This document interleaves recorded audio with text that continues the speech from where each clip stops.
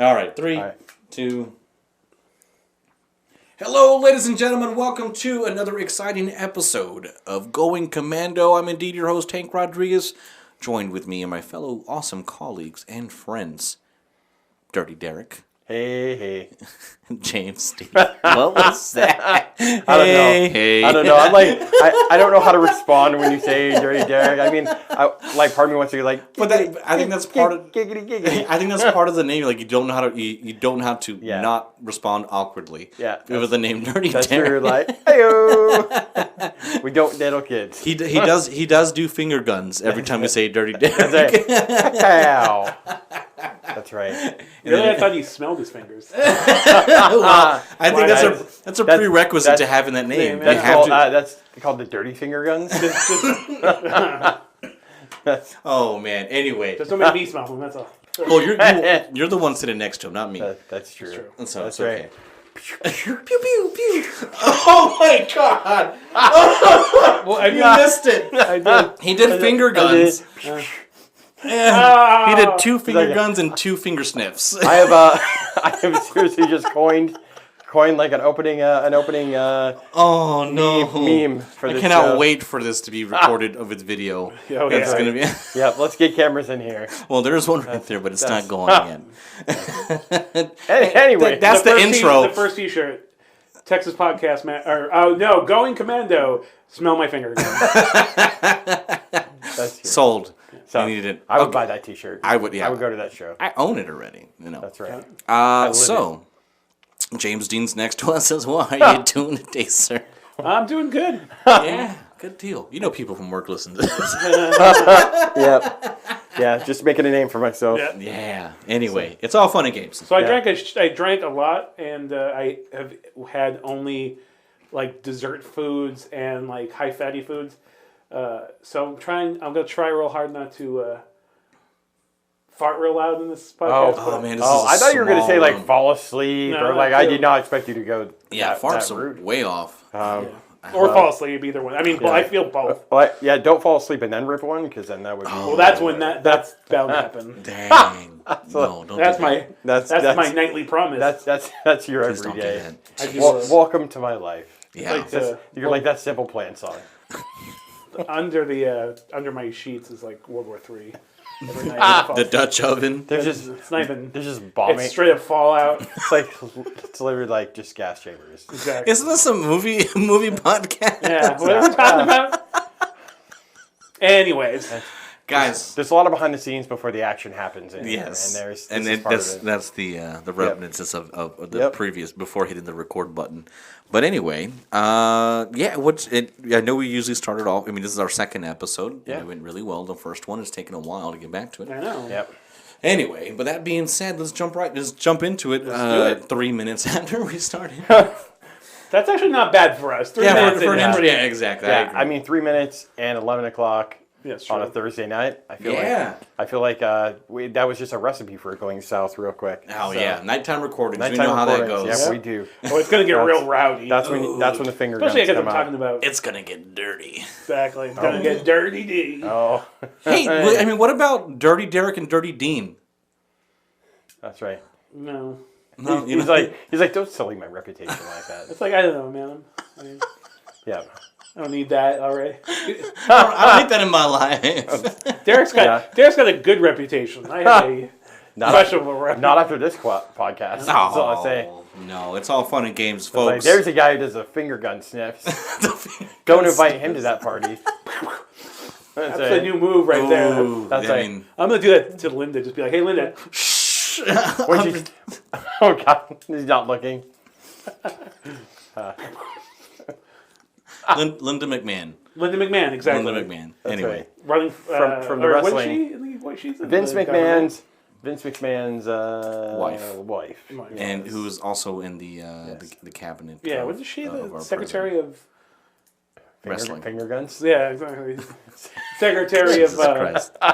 Moving on. We watched movies this week. I promise you, we watched. What did y'all watch this week? We're moving on. I watched The Rock. Oh yeah, you did mention that. I did. We mentioned that, but for the people that just solely listen to Going Commando in episode number 2. That's right. But I followed up with other Nicolas Cage movies as well. I was on a Nicolas Cage kick because our good friend Deb told me her mom really loves Nicolas Cage, and I was trying to get out of her which genre or like time period of Nicolas Cage she likes, and she said, well, I think she eventually said like the City of Angels Nicolas Cage, but I'm like, but I feel like there's a Nicolas Cage out there for everybody. Absolutely. I mean, if that's your Nicolas Cage movie, I guess so. I mean, what's your favorite Nicolas Cage movie? Oh, my favorite one. I mean, it's got to be Con Air, in my personal opinion. Con Air. I mean, James. Talk about Nicolas Cage action movies or just any Nicolas Cage movie. I mean, it's literally impossible. I mean, like Valley Girl, Raising Arizona. Yeah. I mean, that's the most. I do love Valley Girl though. Yeah. I think I think it's one of the most insane, most amazing movies I've ever seen. Port of Call New Orleans, or Bad Lieutenant, Port of Call New Orleans, which is the sequel to the Harvey Keitel movie Bad Lieutenant, which is also one of the gnarliest movies if you've never seen it. But I don't know if you've ever seen it. It's Werner Herzog, and basically Nicolas Cage plays a corrupt drug addict cop. Oh, nice. And he's just caught in New Orleans right after Katrina, and it's fucking bonkers. Nice. And he's just pure Nick Cage. Obviously, I'm a big fan of the newer film Mandy. But I mean, he's literally even some of his shittiest films I adore. The remake of Wicker Man, that movie. Something like it's where he comes back from hell. Drive Angry. Drive Angry. I love that. Angry. I love that movie. That's a great Nick Cage movie. Where he's just a badass and one of my favorite drinks and fucks and he seeks revenge. It's like one of the best modern like drive-in movies where it's like exploitation movie. Like if that movie was in the 70s, it would make more sense. These days, it's like the movie doesn't make sense anymore. It's great though. I mean, it was like if Ghost Rider was cool. Yeah. Oh man, it would be good. Ghost Rider is my favorite. Is like one of my favorite comic book characters. Yes. Old 70s Evil Knievel with a skull head. Like not KKK. KKK Ghost Rider. KKK Ghost Rider. What are you talking about? He used to wear a cowboy hat and a mask. Oh no! And he actually so that version of the Ghost Rider, who then became the Knight Rider because. He actually sexually assaulted the comic character Mockingbird. He actually raped Mockingbird in the comics. Oh, he is dirty Ghost Rider. That's a bad Ghost Rider. I don't know if it's good to admit, but I have that first comic, like the very first Ghost Rider, and I was like, "Why do I own this?" Right. But favorite Nick Cage movie? It used to be Lord of War. That's a good movie. It is a good movie, but I think the only reason it's good, I used to like it a lot, when I was younger, and I saw it again, and I realized how bad the acting was, even from a younger Jared Leto. Mm-hmm. But I still enjoy it. I enjoy the story. I like it. Yeah, I watched Gone in 60 Seconds. Yeah, that's like, a good one. That's kind of like that's a Nick Cage movie that like I can just put on and like not like and do a million other things because I've seen it so much. Mm-hmm. I actually more like the cast than anything. I like Robert Duvall. Yeah. Oh yeah. And that and the guy who plays the Scottish bad guy and there's a couple. Timothy Olyphant plays the cop. Yeah. Pretty good. Yeah, his character was too. And then I watched Face Off. That was my third. Off. So really quick. Yeah. Really quick. Just Gone in 60 Seconds. The only reason I like it is because my teenage love of my life, Daisy. If you're listening, what up? I'm just kidding. We saw it together, and I'll never forget it. Anyway, go ahead. She's listening to this right now without her pants. I guarantee it. Stop! Stop! Go! Go! She's slapping go! The bean. Stop! Her new name is Lotus Blossom. Jesus Christ! Stop! I'm gonna have to edit this. All right. Sorry. We're on track. Your velveteen voice right now is making her. Jesus. This is all Face off. Okay, and then so this is. I have never seen Face Off all the way through. Oh, then you saw the beginning, and then you saw the middle, and then you saw the end. Well, it's just like I think I've seen bits and pieces, but I think because my friend Casey, okay, this is gonna get real film nerd real quick. Okay. But I was a huge John Woo fan. His Chinese output, A Better Tomorrow, Hard Boiled, like. I love John Woo, and then when he started making movies in America, I was really let down. It just felt like they didn't have the same oomph that his Hong Kong films had. So when Face Off came out and I saw the trailer, I was like, fuck that. That looks awful. It's become one of those movies that like I haven't seen almost begrudgingly. all the way through because I used to have like, fuck that movie. That's not real John Woo. He sold out. Where the nonsense that you. That's the big movie. Yeah, there it is. You're like a 20-year-old angry film nerd. Like, sell out. There's nothing more obnoxious than the idea of selling out. Yeah. See, and what pisses me off of that movie is when they do the face-offs and they are trading the things. Like, okay, I guess you can make somebody fatter if you really wanted to, and I guess you theoretically the movie could like take their face off and like put their other face on and then heal them in a rapid amount of time. But how do you make them taller? Yeah. They're definitely different heights in that movie. So, like... Knee surgery. I mean, like, body hair transplant, like, what... And then the question, then you really go down the rabbit hole of, like, well, he's married. Like, is there... Like, how did they match, like, dick length? Yeah. And, like, that's what I want to know. Like, how did she, like, take off his pants? She'd be like, you're not my husband. oh, they're both. That's true. What, They're both average. That we know of. How do you know that? I'm not even going to go because... It seems like all my podcasts we talk about dongs. No, it's not all of them. I mean, I'm just saying, like. Oh, you don't listen to the other podcast. I just feel like it's just a plot hole. But all of those are great points, Derek. Yeah, all those are great. Valid. But the one that pisses me off the most. Is John Woo. Why do they sound alike? Vocal cord. You can't change vocal cords. Well, they had the technology. That's why. Like they had the vocal cords. That's what I'm saying. That's so. Well, the whole thing is ridiculous. Like you can't trade somebody's face off and then have them walk out the hospital the next day. Do you know what I think is like you ever seen those face transplants? Yeah, they take a while. You come out looking like the Elephant Man. Yeah, and like burg on a face. Yeah, you know. No disrespect to anybody who's had one done, but don't keep monkeys in your house. That's probably the best way not to. Do you know what I think is the single most underrated Nicolas Cage film ever? Is Shadow of the Vampire. It is one of the most batshit insane performances of all time. It is pure, over-the-top brilliance. Wait, is it Shadow of the Vampire or is it Vampire's Kiss? A Vampire's Kiss. I'm thinking, yes, you are correct. Vampire's Kiss.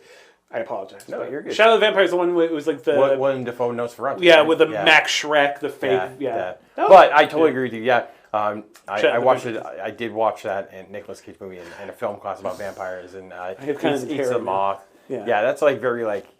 Wow, I'm out there, Nicolas Cage. Yeah, that was really when he was unhinged. I'm more upset that the Superman movie never got made. I would have loved to have seen it. Not upset that. Well, no, not the fact that I know it was going to be good. But it'd be bad shit, yeah. Especially if you hear about it. Well, didn't he name his kid like Kal-El? So true. Okay, you know the first time I ever saw Nicolas Cage in person? Because I've seen him in person 3 times. At a comic book convention? No, at Golden Apple Comics in Santa Monica. Okay. He was wearing a Superman t-shirt. And he was buying a shit ton of Superman stuff. So he was getting ready for the... He was getting ready for to shoot it. And he was bald as fuck. The back of his head was like, had no hair. I was like, shocked. Yeah, because even in like... And he's a bigger dude than I thought he would be. He looks stocky, like big, tall. Yeah, like he was like a taller brother. Yeah. John Cusack, I was like, I didn't realize you'd be so big. Like he was a big... Him and Nick Nolte were at some thing together. We were going to see a movie, and they just had some screening and we're walking out. And they were both like...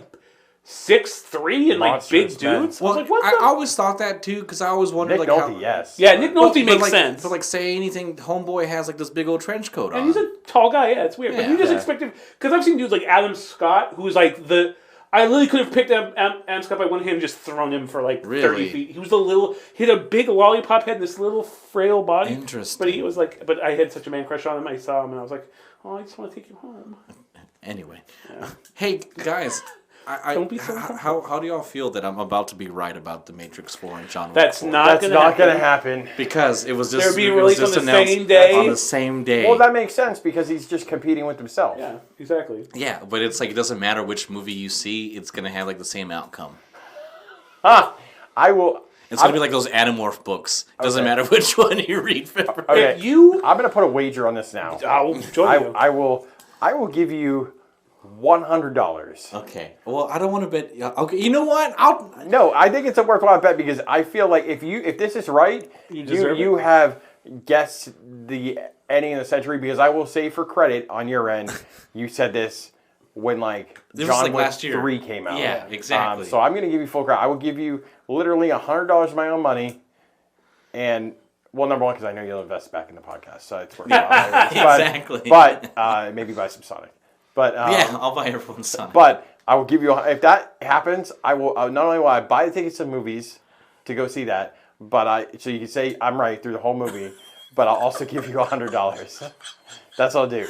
That sounds good. I will go one step further. Yeah. I'm not going to give you a goddamn thing, but if you're right, I will shave my ass hair and drink it in a cup of water. Dang! Take him up on that one. I mean, I'll take that over $100. I may just pony up the $100 just to see that, anyways.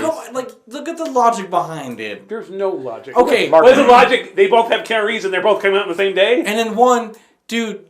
What are we dealing with? Stormtroopers? How many people you can't kill John Wick?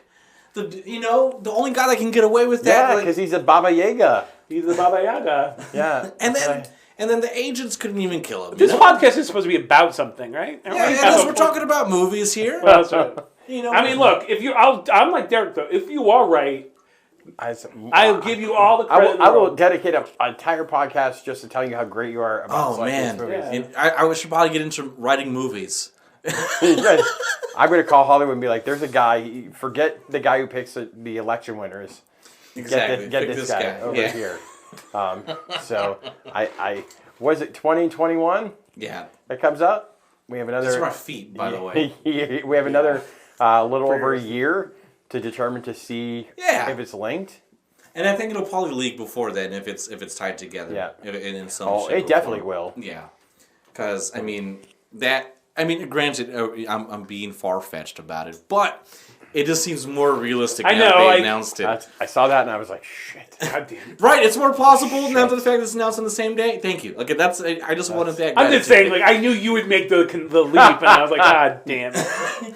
This is happening.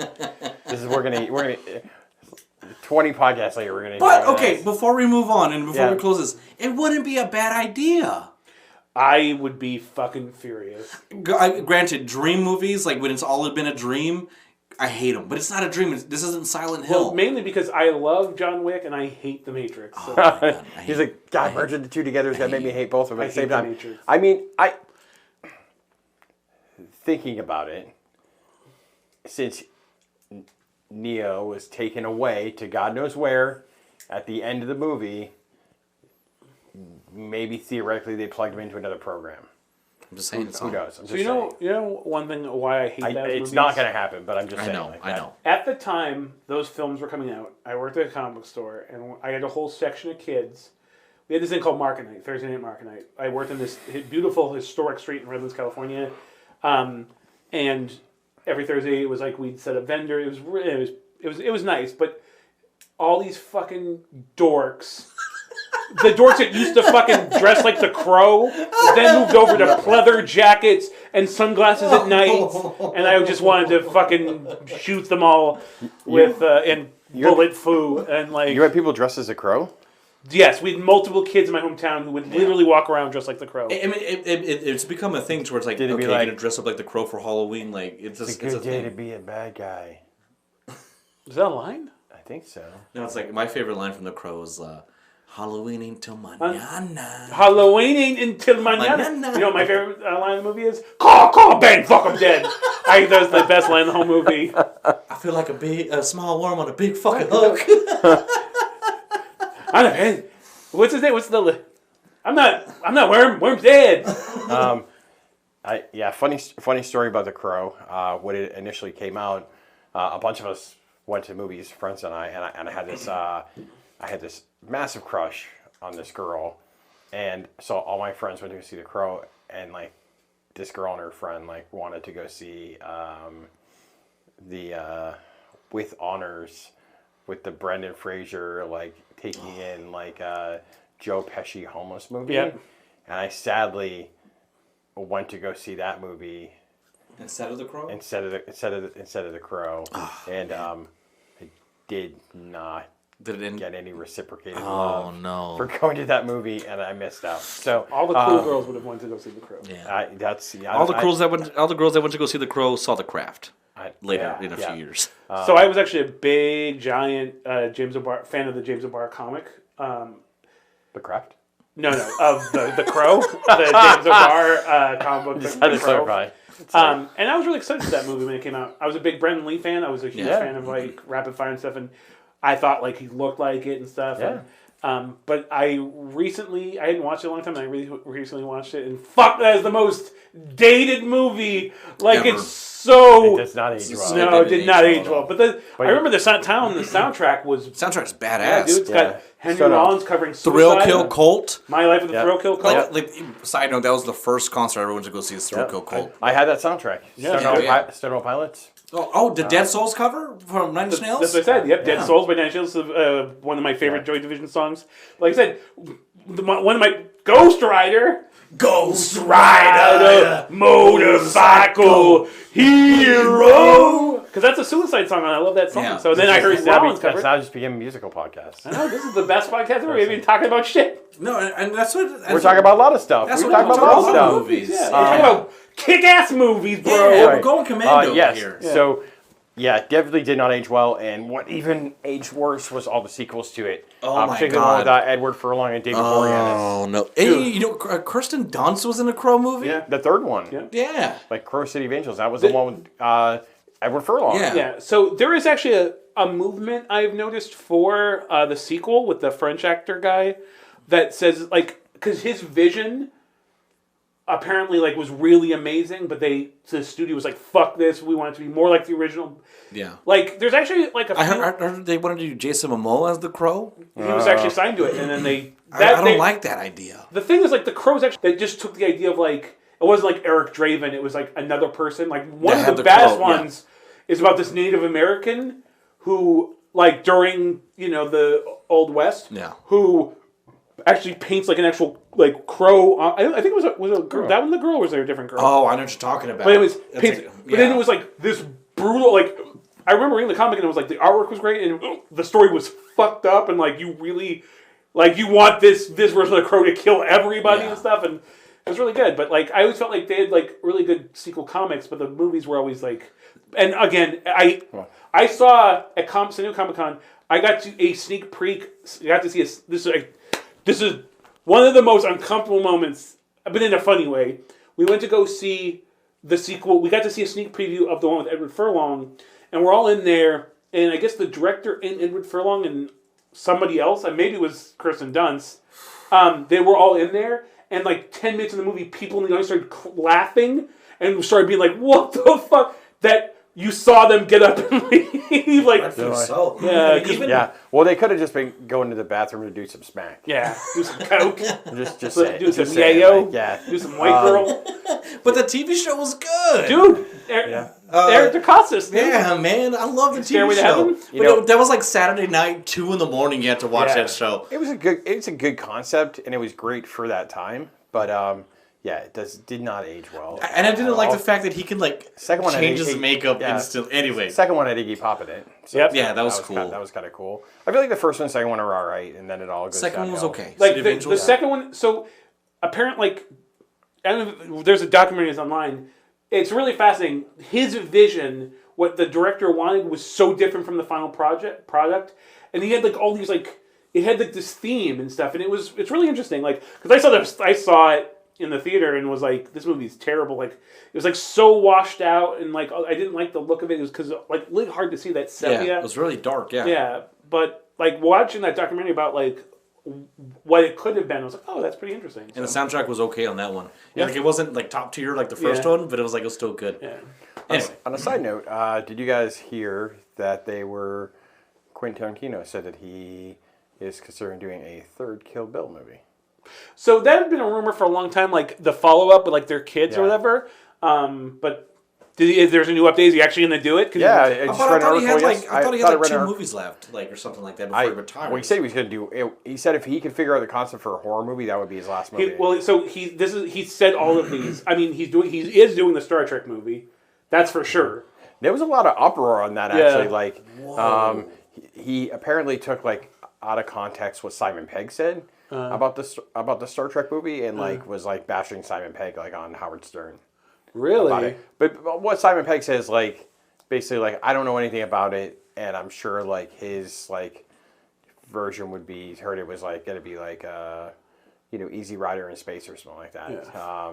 Hey. But he didn't trash it. He just said, like, I don't know anything about it. Like, I don't know how it's going to fit in, like, the continuity, the timeline. And both good ideas. Easy Rider in space all day. Yeah. I mean, can you, like, I can imagine, like, a low-brow, like, Enterprise, like... See, okay. I would take it as if it was Tim Burton making the Batman movies. You know what, also, though, is, like... This is honestly, when I heard it, what I thought is, especially seeing, like, Once Upon a Time in Hollywood, I could see him doing his version of the 60s. Star Trek, where it has that 60s feel. A lot of fucking going on. But, like, lots of fucking... A lot of Mars fucking. A lot of space fucking. Kirk is going to get a lot of trim. The two things he says he wants is...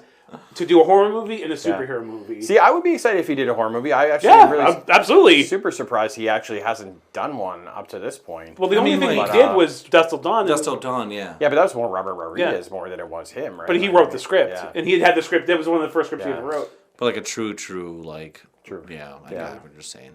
But yeah, I mean, either way. I mean, like... But, yeah, there was a recent update that he said he finally, like... I think he was, like, over the hump of, like...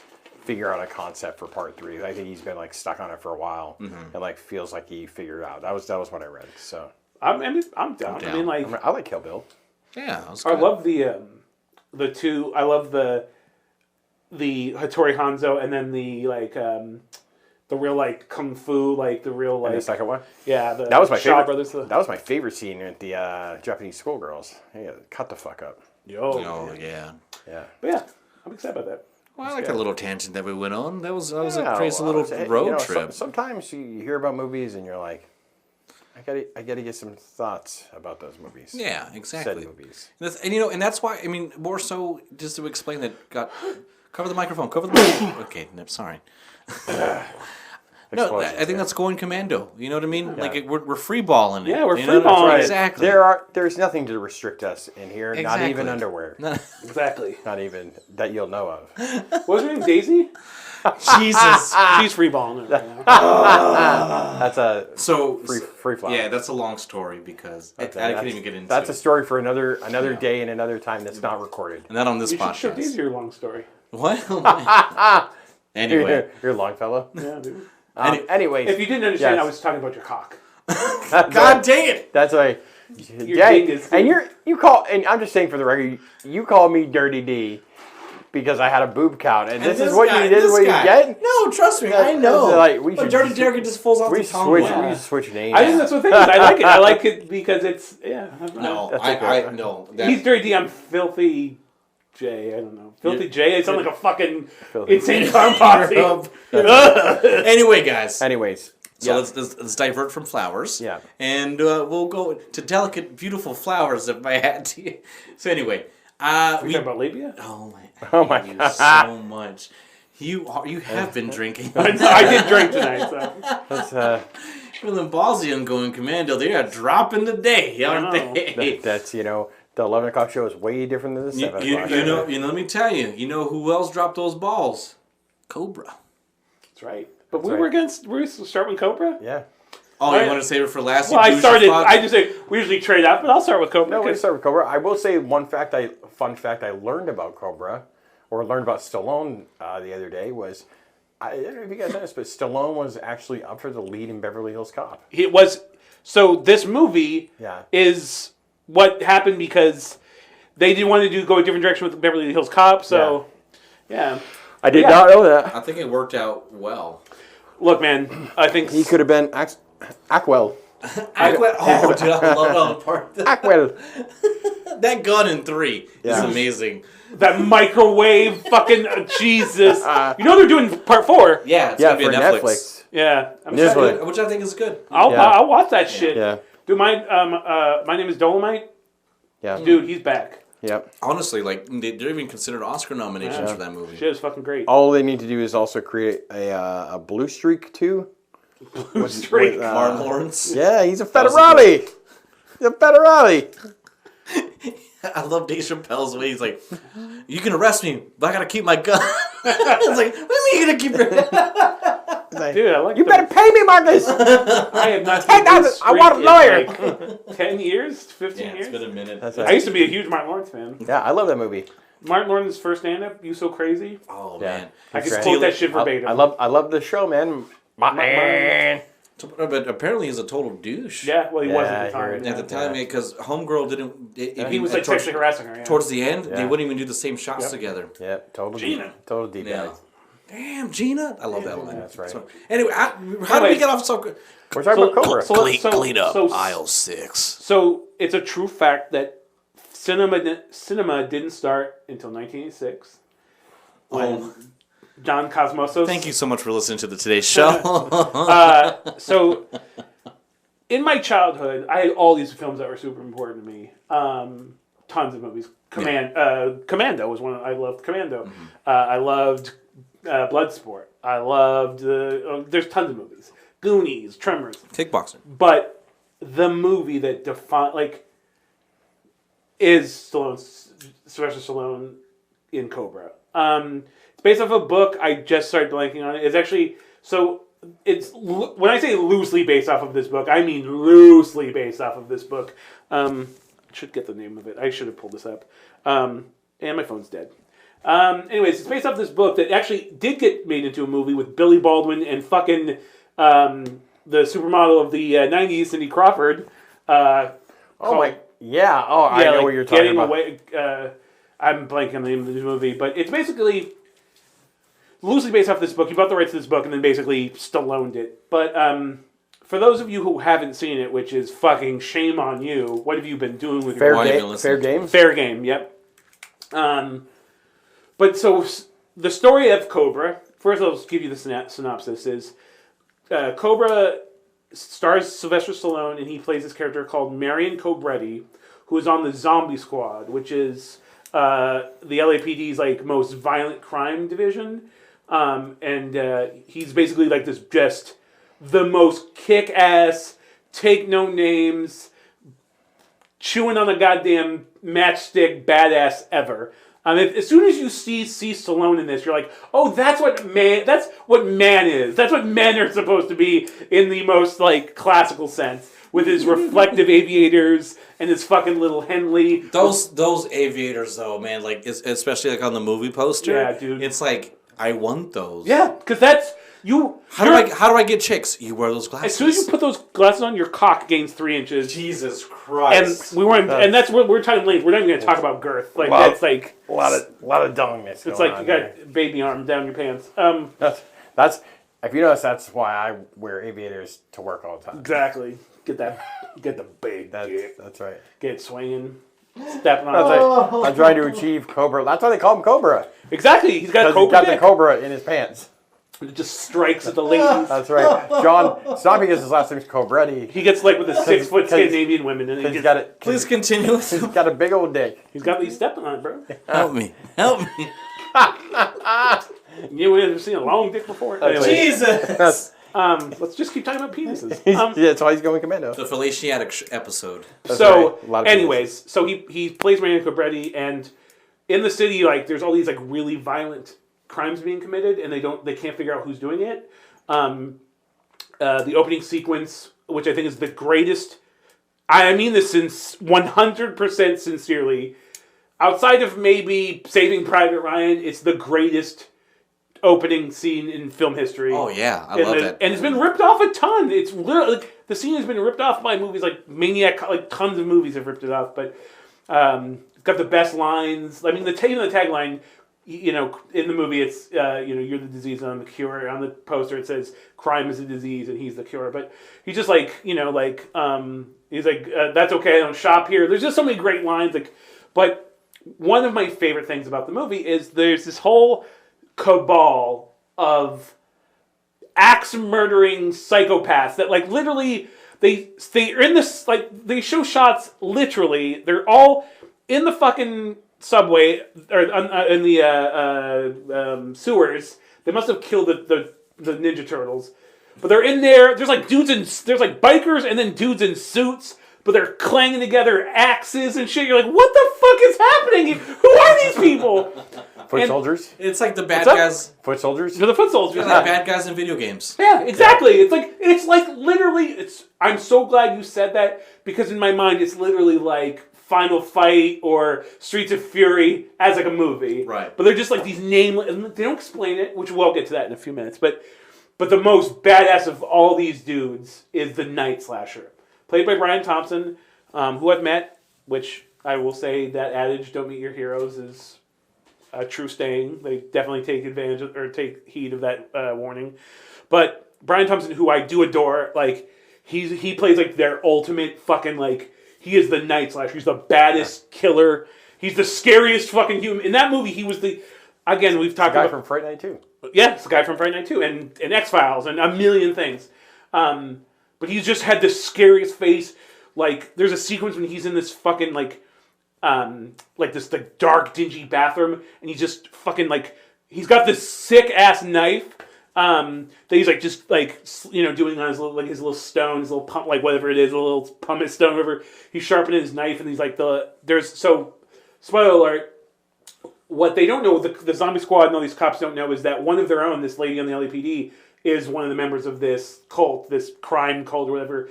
But she's talking to him, getting him all psyched up, and he's just fucking cutting. He's all sweaty and glistening. He's got a dirty wife beater, and he's all got fucking his jackal face. But and he's like, didn't he just? Then the scene, he's just putting it. He wants to see how sharp it is, so he's just cutting his finger. And I remember being like, "That's the fucking most intimidating."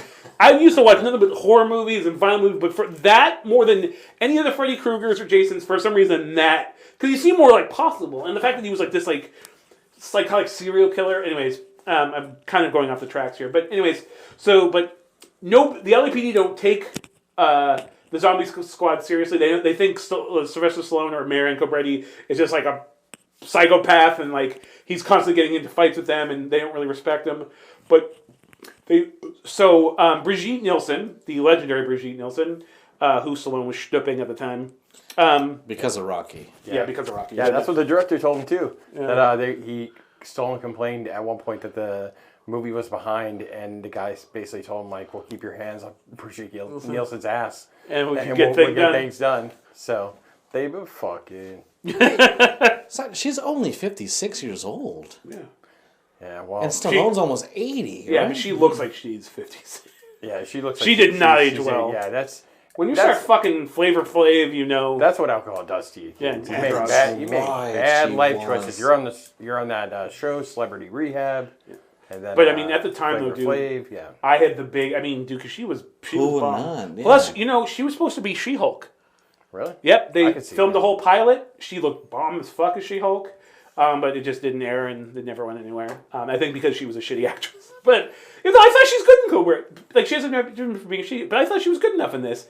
But like, so she like Brigitte Nielsen plays this like model, and she's actually driving one night from a shoot, and she sees the cult. They had just killed this dude in his car, and she happened to drive by. It was happening, and so now they run her plates because like one of the women, one of the members is like works for the police, and so she runs her plates. So basically now they're after her because she's seen them. She can identify them. So at this point now she has there's this great scene where she first of all, the soundtrack of this one night in the city, like I love the fucking soundtrack of this movie. I listen to it all the time. There's this great sequence where like Stallone and his partner, who is a great character actor, and I'm blanking on his name, one of the only like Hispanic actors of the 80s to get roles who wasn't Edward James almost. But so him and his buddy, they show this whole sequence where like it's literally like this fucking rockin' like rock song, and they split between shots of Stallone and his partner like going to like tattoo parlors to get information and roughing up bartenders, and then they cut between that and then like Brigitte Nielsen and like like crazy ass like bikinis and shit, like modeling with robots and shit. And it's the most 80s film sequence ever. But so the what it cuts to is like when you cut from there to then when you see Brigitte Nielsen, they end the little photo shoot she's doing with, I don't know if you guys remember the TV show Sledgehammer, about the cop Sledgehammer, which was like an 80s like a funny version of like a tough cop. I've seen that movie. I love that show. Yeah, but anyways, like the photographer is Sledgehammer, and I remember kids like, why is Sledgehammer in this? But he's trying to like sleep with Brigitte Nielsen, and his whole point, like he's like going through their car structure and like he's like trying to hit on her. All of a sudden, he gets hit in the fucking stomach with an axe, and like now they're trying to get her, and she gets away. So basically, what ends up happening is she gets to the cops. and she's like, hey, like, these dudes are after me, and like the other cops, like, don't believe her, but Stallone does, and so now it's basically like a cat and mouse game. Like they're trying to, still they try to go put her into like witness protection, but they don't know that one of the cops that's assigned to the witness protection program is that. And I think that it's literally like at one point it held the record for most on-screen deaths was 120 people die on screen in this movie. It's like a fucking war movie. 52. It's only 52. 41 killed by Cobra. Yeah, this one's like the last 20 minutes of this movie is fucking. That's a fact. Bananas. Yeah, just shooting dudes off of motorcycles. The final scene, which takes place, which is the toughest tough guy movie ever. It ends in a fucking molten. It's just like all they're doing in this factory is melting steel. You don't know what's going on. They're just melting steel. They don't do anything and except these giant, 6 foot big metal hooks are going into this fucking cremator. I don't even know what it is. This big molten metal thing. And I won't spoil it for anybody who sees it, but it's one of the gnarliest, most badass endings. The movie's 33 years old. You're not going to ruin it for anybody. I know. Well, I mean, it could get a revival or a reboot. But yeah, anyways, I'll ruin it. First off, all of the dialogue between Stallone and Brian Thompson, it's magic. It's like fucking, it's genius. It's like the whole I'm not going to do it because I'd ruin the impression, but they're basically taught Brian Thompson's you believe in the law, don't you, pig? You have to arrest me in that right, pig. And he's spitting. And basically Stallone's fuck you. And they have their little fight and he picks him up and he jams him on this giant hook. And he's he's the most epic screaming as this thing is slowly taking the Night Slasher into this and gets burned to death as a giant hook is through his chest. And I remember being 10 or 11 being fuck yes, this is the coolest thing ever. I just blared Iron Maiden and I was ah. He's oh yeah, cobra. I think that was the first time I busted it. Jeez. Can I ruin some of the movie for you? Oh, please. The movie magic? Sure. Or, I mean, I don't think it really ruined anything. I think we all know that Sylvester Stallone's probably a douche as well. Yeah. But none of the supporting cast or crew were allowed to talk to Sylvester Stallone during filming. Yep, that's absolutely true. It's what? John Cobretti. Yeah. Marion Cobretti. Yeah, sorry. Now we're going. Doesn't talk to people. Yeah, he was also having Cosmatos, I forget the director's name, but they were not getting along. And he was basically Stallone was trying to direct it, and he was. But here's the thing. So let me tell you about this real quick. So one thing is they changed a lot of the movie, and they actually in the script they do explain the Night Slasher crew, they're called. They actually explain it and kind of explain what their motive is. You see some of the motives in that opening sequence they're talking about, they believe in the Armageddon and the survival of the fittest and only the strong survive and I'm a fucking hunter. But I actually I'm conflicted because on one hand I want to see that shit. I want to see that, but at the same time I think it's actually cooler that they don't explain it. It makes it creepier, it makes it more mysterious.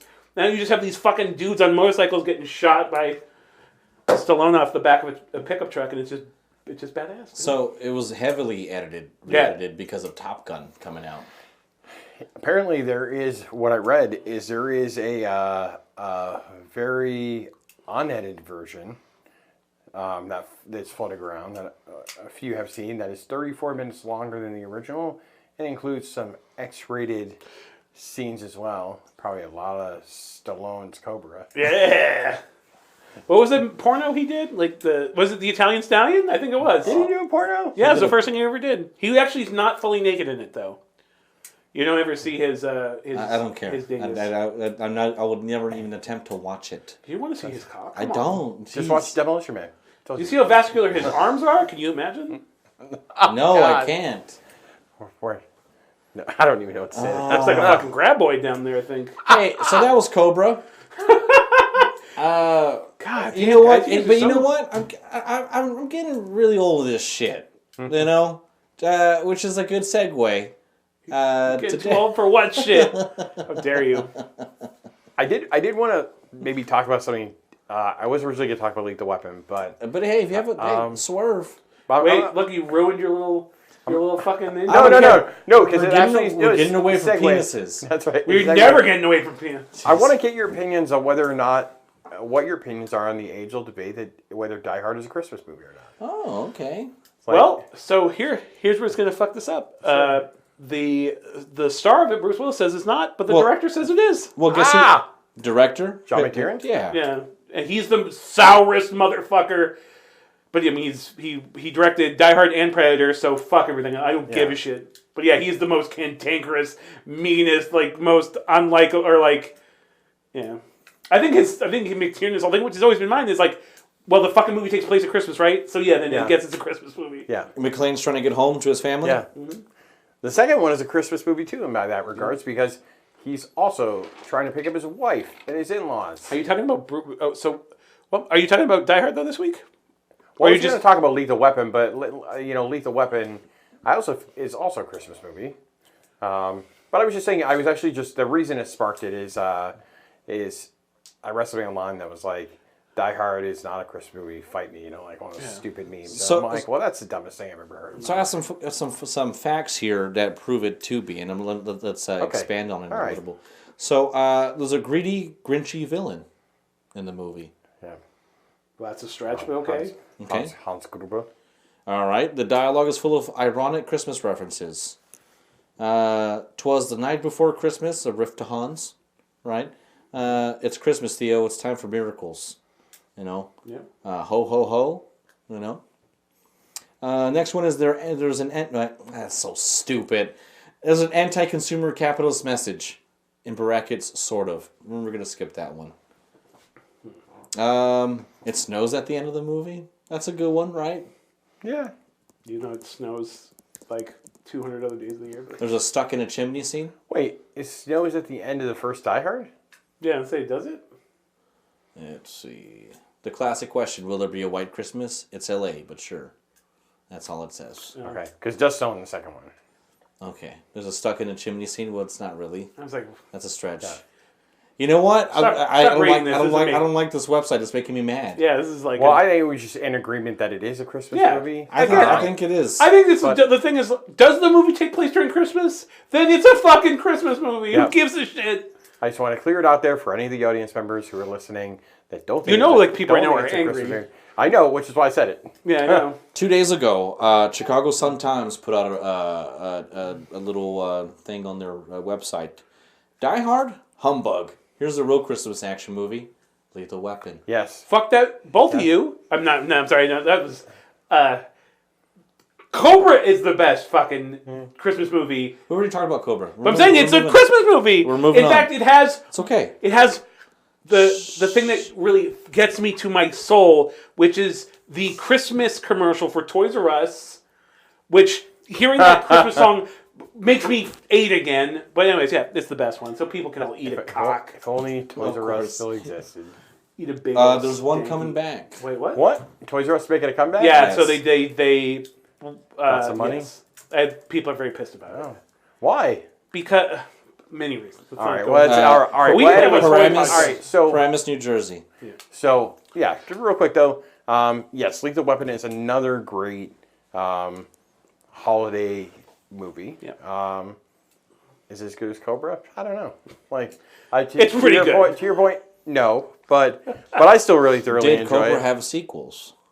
No, so good. How are you gonna fucking do a sequel? Anyways, it's perfect. But no, I would like to know where Marion Cobretti went. They're doing a TV show of it though. Did not know that. Which I'm not excited about because who's doing it? It's going to be for Showtime, I think, is what they said. Oh, okay. Well, then that has hopes. But maybe it's going to be gritty. But who you can't? Who are you going to cast if it's not Stallone? It doesn't make sense. Anyways, but I really liked Lethal Weapon. Of course, for a lot of reasons. But I just think the dynamic between Riggs and Murtaugh is hilarious, and I love the fact they fucking hate each other at the beginning of that movie. They don't really start liking each other towards really the end of the movie. Yep. Which is great. The one thing that it's always bothered me, I was like, I don't remember ever doing this when it was the 80s. Why? Who gives their father a birthday cake in the bathtub when he's got no bubbles? Right? He's got no bubbles. Dude, that bothered me. And all the kids are like, happy birthday, Dad. Happy birthday. You're 50. And he's like, oh, great. And he puts a little washcloth under there. That's really, you're still naked in the tub. You're not going to eat cake in the tub. What the fuck? Why are you bringing... You guys dumb, but why are you bringing birthday cake in the tub? You're gonna ruin the kids, cake. you're giving all your kids hugs and kisses. You got nothing on. You're in the bathtub, no bubbles. What is this? 2019? Yeah. I was like, come on now, Dude, that just always bothered me. first they put him in a fucking tub. Later they fucking make him on the shitter. That was my favorite one though, honestly. Oh. Because his wife was gone, and he just went in there to enjoy some peace and quiet, and he ended up getting stuck there all night on the toilet. Do you think he fucking mercy flushed? No. No, I wouldn't have. I wouldn't have risked it. I'll never courtesy flush for my kids. If I ever Well, have then he's sitting there. There's cops around bomb squad. They smell his dumps. His stale dumps. if they came in there, that's not my fault. I mean, they're the bomb squad. Well, here's the question. I mean, did he wipe? I was saying, no, how could he? No, he couldn't. That's what I'm saying. So He's got I mean, crusty, that's shit booty. God damn, that's miserable. yeah, the whole lot of First, he's got little. happy holidays. You got the dingleberries on there. And that would be so annoying going on on a call and just having itchy ass all day. Oh, I'm so angry. Like with a swamp ass. First off, he's got to have the most numb pain. He's got his ass and legs have to be on fire. He's got his and his partner has to pull his shitty ass into the tub. God, this movie's making me angry. That was part 2, though, right? That was part 2. Yeah, but anyways, I'm just saying, poor Murtaugh gets. He does. He always gets. Yeah, and then the third one's just sad because he kills his son's friend in the drive-by. Yeah. And the first one I will say is a perfect action movie. it is. I think people always suck Die Hard's dick. I love that he's suicidal too. My favorite scene is when he's in the. He's just waiting for the new partner to arrive, and he doesn't know that it's him, and he pulls out the gun and tries to tackle. And he fucking does the judo flip. Does the judo flip, which is so funny because in the fourth one, when he's trying to teach him how to roundhouse kick the water thing. Yep. And he just keeps knocking the water thing over and spilling. I'm like, all right, guys, come on, enough is enough. I mean, if you watch all 4 of them, honestly, he's just not a very good partner at all. He just is constantly super selfish. He's a dickhead. He's constantly just ragging on his partner the whole time. He had the fucking sweetest mullet, though. Yeah, he did till the fourth one. So plus, my mom loved every time they would show him at the beginning of the movie, in his little sad man trailer or whatever he was living in, and they show his ass. My mom would always be like, "Shut up, shut up." Oh my god! I gotta see that ass. So looking at both these movies, Cobra came out in '86, Lethal Weapon in '87. See how big good movies really close together. Which one do you think grossed more? Oh, Lethal Weapon, absolutely. Okay. Yeah, okay. Absolutely. Yeah, definitely by a long shot. Yeah, because the Cobra was a giant failure. Well, not necessarily. Lethal Weapon grossed $120 million worldwide with a budget of $15 million. All right, so Cobra grossed $49 million with a budget of $25 million. Yeah, but again, before this was Rocky 3 made 3 times that. So it was for Stallone, it was considered, and critics hated it. So, which I mean, I think for the 80s, it had a better opening weekend than Lethal Weapon by double. Well, I'm sure because again, though, he had a name. Stallone had a name. Nobody knew what the fucking to expect out of Lethal Weapon. They didn't know what it was. So of course that does make total sense. Yeah. Well, que sera, we got to talk about some movies, and that is all. And so that's all that matters, guys. Yeah. So you know what? A lot of dong talk today. You're welcome. Whatever, guys. I appreciate it. I really do appreciate y'all being here. Anything last y'all want to say before we go? Nope. You know what I'd like to talk about next week, though? Yeah. Kung Fu movies. Ooh. Oh, you're opening the can, dude. I know. We got that can't be a late show. No. That cannot be a late show because I got to talk about some Kung Fu movies too. Well, that's why I'm bringing it up now. All right, good deal. But all right, guys. You didn't ask me if I had anything left to say. Okay, thank you again for listening. Go ahead. Tanner's not here. Cock. Are you serious? No, what I want to say is, I know he had planned to talk about. Do want to talk about definitely Kung Fu movie. We can do it all day. But you did. I think you mentioned that we wanted to talk about the movie Dread. I do want to talk about that movie. So we'll push back Kung Fu. No, we can just do how both? many things did we talk about this week? We'll make it all happen. Yeah, but dude, I'm excited now because let's talk. Guys, this is Going Commando. I want to thank you again for listening in. Don't forget to follow us on vulgarity. please, in the kindness of your heart, please follow us on Spotify, right. iTunes, and YouTube. Thank you again for listening. Have a great day. Bye, We'll see you in the Daisy. next one. I hate you. Bye. Bye.